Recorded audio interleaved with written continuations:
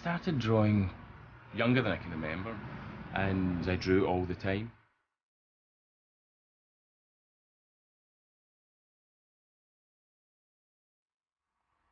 What I get from a comic, the way it works, the way it's put together, it's unique.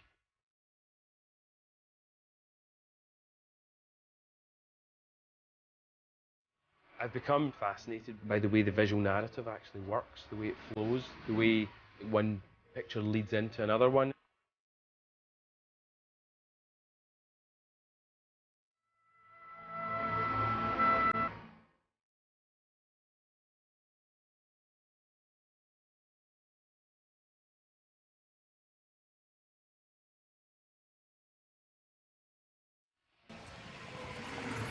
This is Hope Street Studios.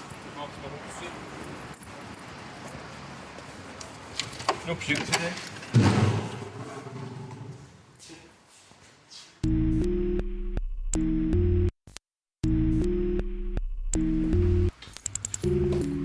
Then this is my room.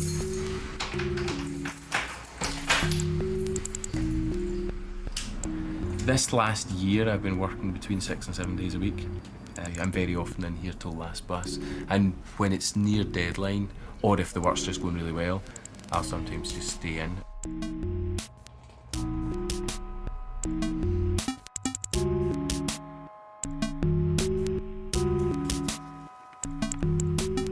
One of the projects that I'm working on just now is called Jupiter's Legacy.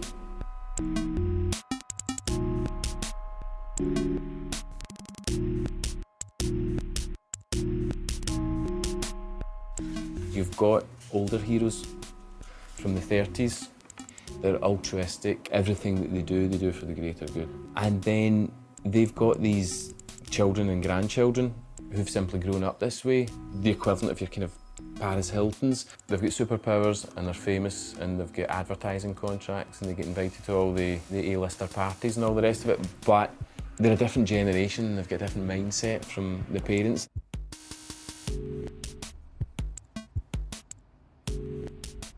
When I get the first script in, it's always the same process for me. I read it and reread it until it becomes really quite clear in my mind. Even at that stage, you actually start making decisions about atmosphere and layout and the way you're going to put it together. I have to be thinking about the easiest, simplest way of making it clear what's happening, but it also has to be interesting, because sometimes the easiest, simplest way isn't visually very satisfying. Page 13, we've got a bunch of fire engines flying past, and our two heroes, Hutch and Jason, a father and son, are walking up the street. Then the kid goes into a public lavatory out the skylight window and flies away. His name's Jason. So far in the script, he hasn't got a superhero name. This is the first thing that he's done. He's got changed and flown up into the sky. His father is the son of some famous supervillain, but he doesn't actually have powers himself. His mother's fully superpowered, but they don't actually know that he's out doing this. I've read the script often enough that I see the whole thing as a selection of still images, which I think are going to work best. But often I have more than one still image for each panel, and it's not always just a question of taking the still image that looks the best in isolation. You have to actually choose the still image that looks the best within the sequence. Sometimes I come up with it quite quickly and sometimes it takes ages, but irrespective, it always takes a good long while to actually draw it up. Considerably longer than it takes to read it and have a look at it as you're flicking through a comic. I was born in 1968 in Glasgow here.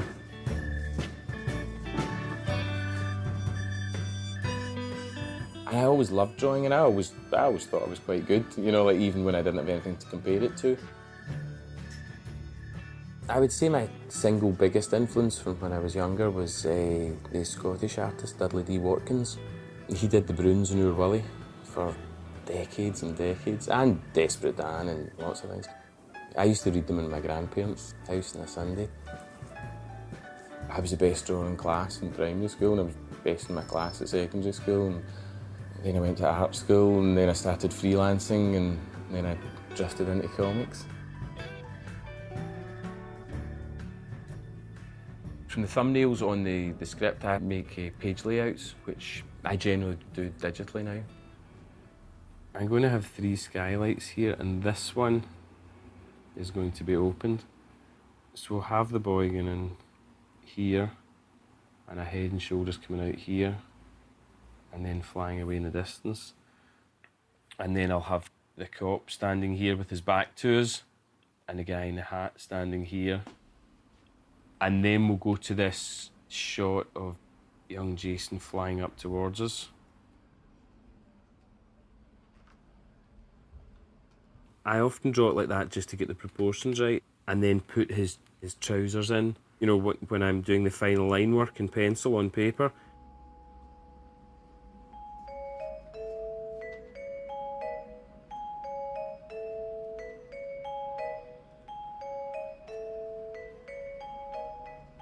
I've drawn out a character design for Jason wearing the white Under Armour that he wears for his soccer. And he's got his rucksack that he just carries about with him anyway. So that's where his jeans and shirt go.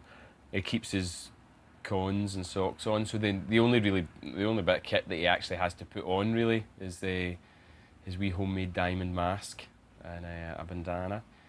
The colours are chosen because they tie in with his grandfather, who was the main character from the first 3 issues, the Utopian. The whole look is just kind of reminiscent of that.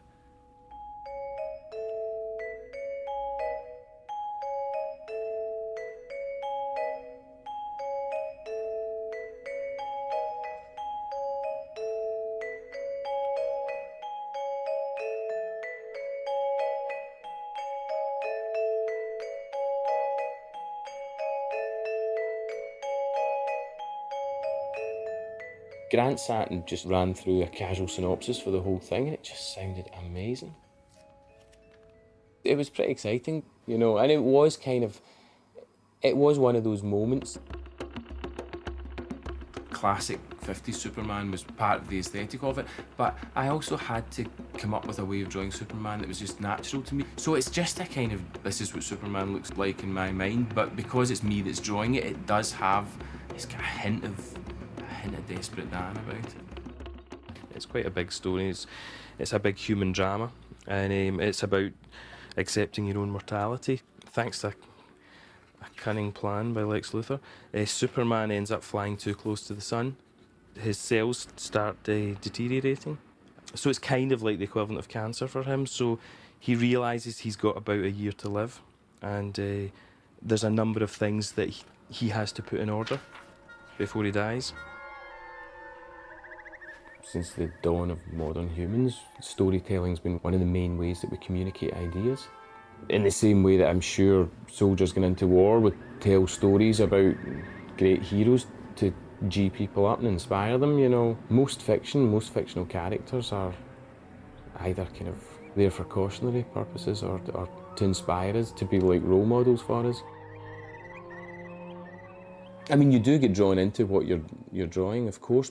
There's 2 issues of the 12-issue run that have Bizarro in them. Bizarro's the mad, upside-down, topsy-turvy type Superman, and everything's just broken and back to front. I was actually at my most stressed when I was drawing those issues. The deadlines were completely short right from the start. There was the stress of that, but also the exchange rate between dollars and pounds was really poor at that point as well, and I thought I was going to lose the house and stuff like that, so it was a really frantic time. I actually think the drawing's slightly looser and slightly more frantic in that, but I was certainly looser and more frantic when I was drawing it. Grant was delighted, of course. He was hoping I'd have a full breakdown to make the issue really good.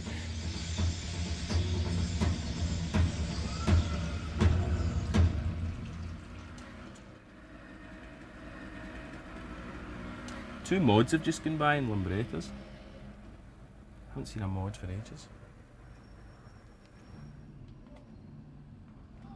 Because I'm drawing from my imagination all the time, there is a general look to most of the characters. I always think it's a bit like if you go to a family wedding and pretty much everybody in the room looks vaguely like another few people in the room. You know, there's slightly too many connections for it to be anything other than a family wedding. I often do wee sketches of people in the street or in the train station or on the bus or whatever. Sometimes it's for really simple things, like just, here's a convincing way that tired people sit when they're sitting in a bus. I know a lot of comic artists and they'll say, even if they're not trying to get a likeness, they'll be thinking in terms of like Clint Eastwood for this character or whatever, you know. But with me, it tends more to be people I know or combinations of different people that I know. These are the roughs for the Walking Dead cover. She was based loosely on a teacher from my primary school. She seemed to me at the time, when I was like 6 or 7, she seemed like about 100 years old, and she had horn-rimmed glasses. She was incredibly skinny and wrinkly. So you told her it was a zombie? Well, you know, I thought, you know, like, it's that way, like, you know, you must get granny zombies, you know, so...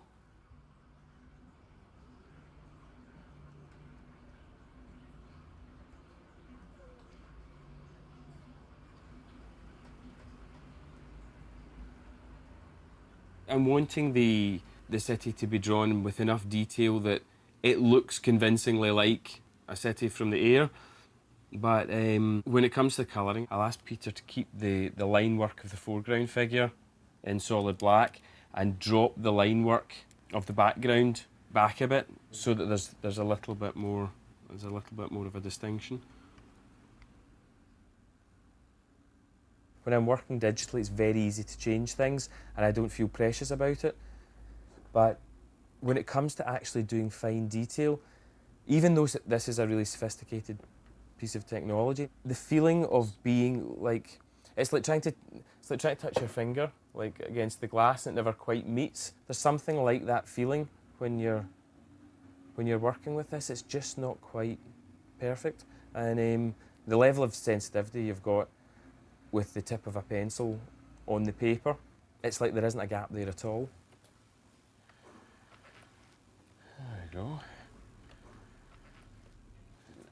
Ready to print this out in blue and then start doing the finished line work.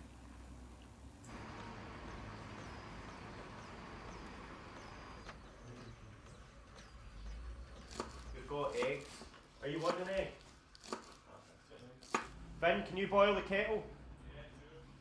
Hope Street Studios it's a pretty nice place to work, you know. We have a slow kind of turnover of people. Some people stay about for years, other people are just in for a few months and move on. But the way it goes, it's always word of mouth. All the people who've ended up here have been friends or colleagues of the people who already work here.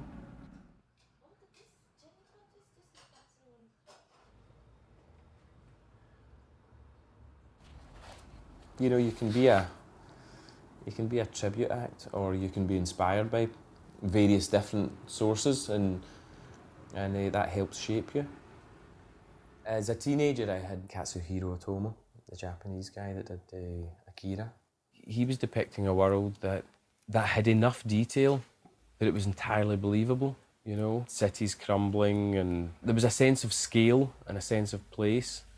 The fact that he didn't resort to sketching in areas of the city in the background that weren't actually depicted with some degree of accuracy, I think that's one of the things that kind of really helped sell that whole world that he was presenting.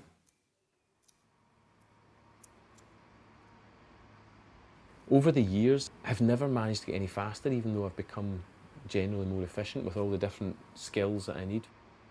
When I started out, it was all about just keeping things clear and easy to understand. And over the years, the more I've learned about storytelling, the more I've learned about the way you can lead the eye around the page, or the way you can encourage somebody to move very slowly from left to right across the panel. All this stuff I've become so kind of fascinated by and engrossed in the way it actually works. I find that I spend more and more time planning the pages than I do actually drawing up the finished artwork.